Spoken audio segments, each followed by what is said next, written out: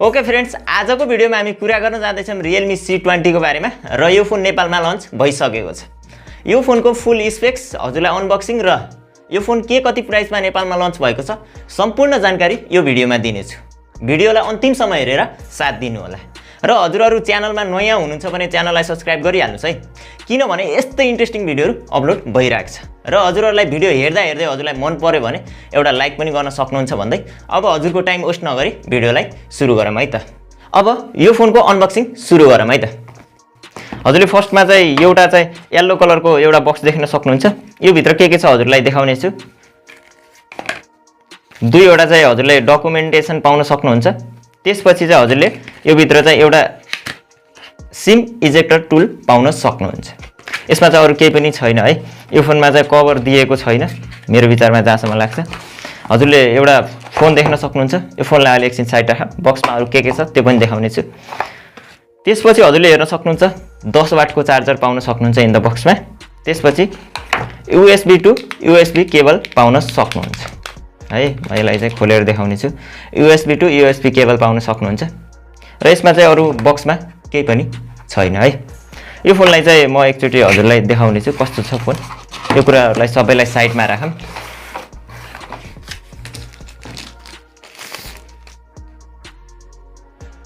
Look at this. यो चाहिँ phone है। फोनको डिजाइन चाहिँ यस्तो छ, तर यो चाहिँ प्लास्टिक हो है। यो चाहिँ प्लास्टिक पाउन सक्नुहुन्छ। यो फ्रेम पनि प्लास्टिकको रहेको छ र पोर्ट्स र बटनको कुरा गर्नुपर्दा तलतिर चाहिँ USB पोर्ट पाउन सक्नुहुन्छ। माइक्रोफोन रहेको छ। 3.5 mm इयरफोन ज्याक पाउन सक्नुहुन्छ। भने लेफ्ट साइडतिर हेर्नुहुन्छ भने सिम टुल रहेको छ। माथि हेर्नुहुन्छ भने केही पनि छैन र राइट साइड हेर्नुहुन्छ भनेपछि भोल्युम अप एन्ड डाउन रहेको छ र पावर अन अफ बटन रहेको छ। पछाडीपट्टि हेर्नुहुन्छ भने चाहिँ हजुरले स्पिकर पछाडीपट्टि यो फोनमा पाउन सक्नुहुन्छ। भने यसमा चाहिँ क्यामेरा एउटा मात्र रहेको छ, एउटा चाहिँ फ्ल्याश रहेको छ। ओके फ्रेन्ड्स, अब कुरा गरौँ यो फोनको स्पेसिफिकेसनको बारेमा र स्पेसिफिकेसनको कुरा गर्नुपर्दा चाहिँ म फर्स्ट अफ अल चाहिँ यो फोनको डिस्प्लेतिर जान चाहन्छु र डिस्प्लेको कुरा गर्नुपर्दा चाहिँ हजुरहरुले 6.5 इन्चको HD+ वाटर ड्रप डिस्प्ले देख्न सक्नुहुन्छ, जुन डिस्प्ले चाहिँ IPS डिस्प्ले रहेको छ र यो डिस्प्ले चाहिँ एकदमै ठुलो पनि रहेको छ। यो प्राइस पोइन्टमा यो डिस्प्ले चाहिँ एकदमै भ्यालु फर मनी चाहिँ प्रोभाइड हजुरलाई गर्दछ।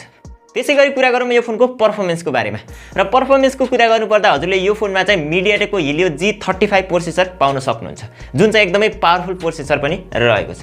यो प्रोसेसर चाहिँ 12 nm फ्याब्रिकेसनमा रहेको छ। LPDDR4X RAM र eMMC 5.1 चाहिँ स्टोरेज टाइप पाउन सक्नुहुन्छ। यो प्रोसेसर चाहिँ एकदमै भ्यालु फर मनी चाहिँ प्रोभाइड गर्दछ। यो प्राइस पोइन्टमा चाहिँ वान अफ द बेस्ट हजुरले परफर्मेन्स फोन चाहिँ यो पाउन सक्नुहुन्छ। अब कुरा गरौँ यो फोनको ब्याट्रीको बारेमा र ब्याट्रीको बारेमा कुरा गर्नुपर्दा चाहिँ 5000 mAh को बिग ब्याट्री पाउन सक्नुहुन्छ र बक्समा चाहिँ हजुरले 10 वाटको चार्जर पाउन सक्नुहुन्छ। हजुरले डे टु डे युसेजको लागि पनि एक दिन प्लस हजुरले 1.5 दिनसम्म पनि मज्जाले चलाउन सक्नुहुन्छ। ब्याट्री ब्याकअप चाहिँ एकदमै राम्रो रहेको छ। हजुरहरुले हेभी युसेज गर्नुहुन्छ भने पनि एक दिन चाहिँ मजाले ब्याट्री ब्याकअप पाउन सक्नुहुन्छ, जुन चाहिँ एकदमै राम्रो कुरा पनि रहेको छ।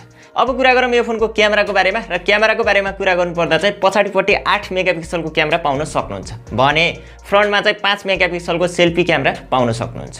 यो प्राइस पोइन्टमा हजुरले यो क्यामेरा सेटअप चाहिँ एकदमै डिसेन्ट नै पाउन सक्नुहुन्छ।